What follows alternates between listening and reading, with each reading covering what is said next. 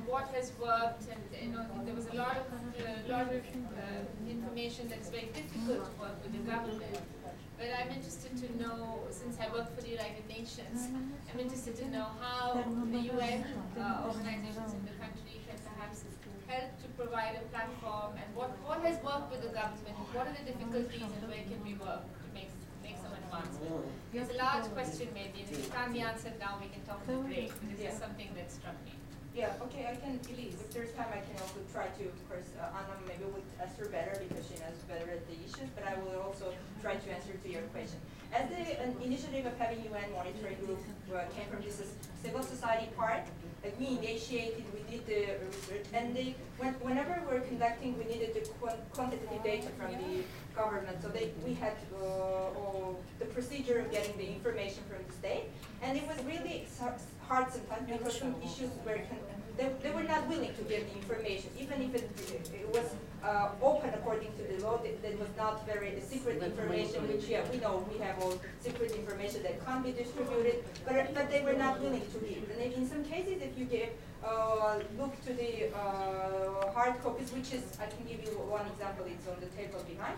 So if you look at it, in some cases we don't have response, but we also took this zero response as a sort of indicator, because if you don't have a response, it's also a response. And when we initiated the public presentation of this agenda, we invited all the representatives, all the stakeholders that could be interested in it. But nobody, some people came. There was a representative from the foreign ministries, of course. They said that they will be willing to work. They would like to, one of them said they would like even to look through the draft to see whether everything is okay and help us with recommendations to how to do it better.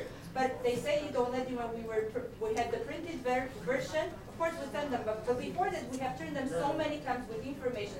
Nobody came up with any suggestion or whatever. Later on the presentation day, they are saying, you could have turned to us, we could have helped you with editing or with recommendations. So it's coming afterwards, when we have tried to really, we have even written communication with them, nobody did anything. But later on, they did, of course, amendment after that, and we changed the copies because there were some things that they added later on. And there's we were having the advocacy meetings with especially the British Embassy in Armenia. It's very active on promoting UN 1325, and they are working very hard. They try to have a panel, and they invited just some days before we came here. We had a meeting in the Ministry of Foreign Affairs of Armenia, initiated by the British Embassy in Armenia, and they invited all the parties from the state and from civil society and women, trying to whether we need this national action plan and how we can have a plan of working together. But they said that well, of course it's important, but they are doing it. We do not necessarily need a national action plan for implementing the UN resolution, because there are several ways of